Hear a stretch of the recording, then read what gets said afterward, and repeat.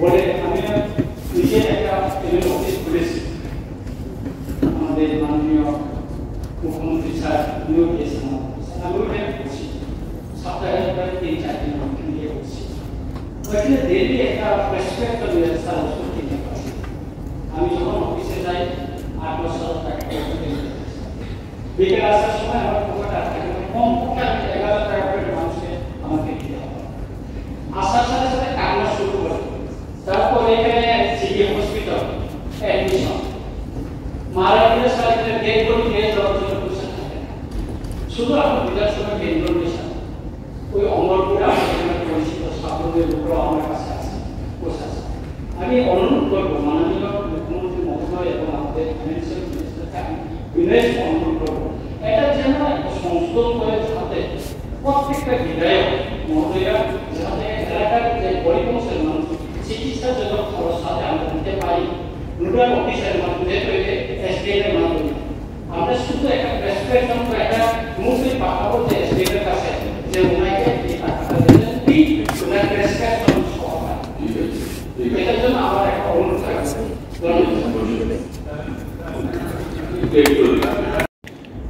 কোনো গরিব মানুষ তার চিকিৎসার জন্য যদি গরিবাতে যেতে পারে আমরা যারা বিধায়ক রয়েছে আমরা প্রস্তাব করি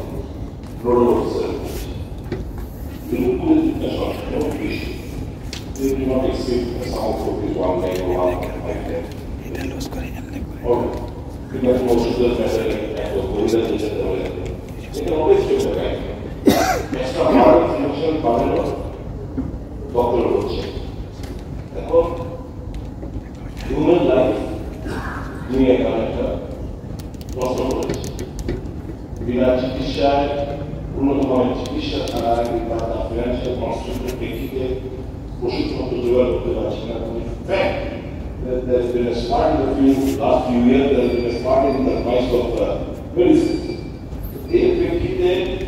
আমাদের যদি অ্যাটাচমেন্ট থাকে যে considering his or her financial constraint আমরা যদি দশটা দেই there's been sanctioned amount of rupees such and such তিনি করে দিই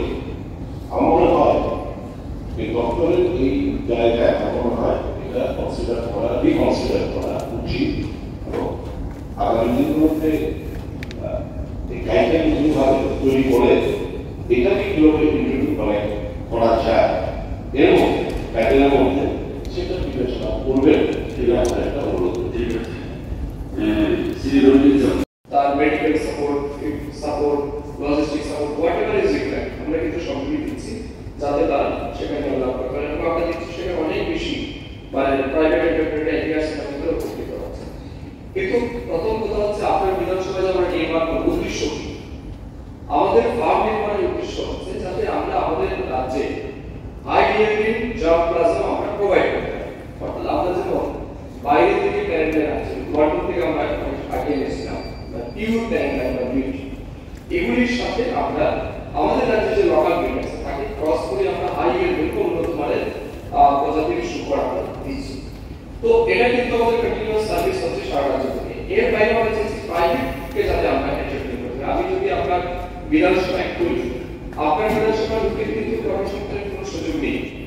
তখন কিন্তু গভর্নমেন্টের সিস্টেমে চলে আসবে তো আমরা চাইছি যাতে বেকাররা সঠিকভাবে আমরা প্রাইভেটকে সাপোর্ট দিচ্ছি হাওয়ার আমরা চেষ্টা করবো যাতে আপনার বিধানসভাতে হয় তো আমরা পরবর্তী বাজেটের প্রয়োজনে অথবা আমাদের ডোনার বা এনএসসি যেটা আমরা প্রপোজাল পাঠাই প্রয়োজনে আপনার বিধানসভায় জন্য আগে আমরা পাঠাতে পারি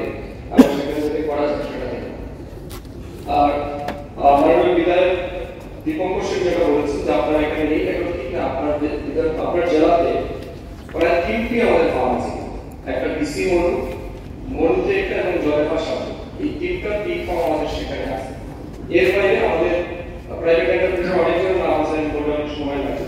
তদুপরি আমার মনে আছে এই মিটিং আপনি বিষয়টা মিস করেছিলেন আমি বলেছিলাম প্রপোজাল আসার জন্য কিন্তু আজকে আপনি দিয়েছিলেন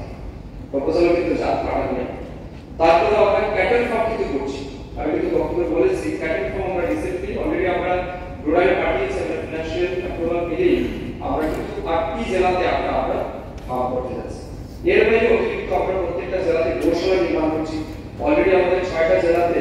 ল্যান্ড আইডেন্টিফাই হয়ে গেছে, বাকি দুটো বাকি আছে, এটাও রিসেন্টলি কমপ্লিট হবে। তো আমরা চাইছি আগামী কিছুদিনের মধ্যে ঘোষণা যাতে আমাদের 8টি জেলাতেই করা যায়।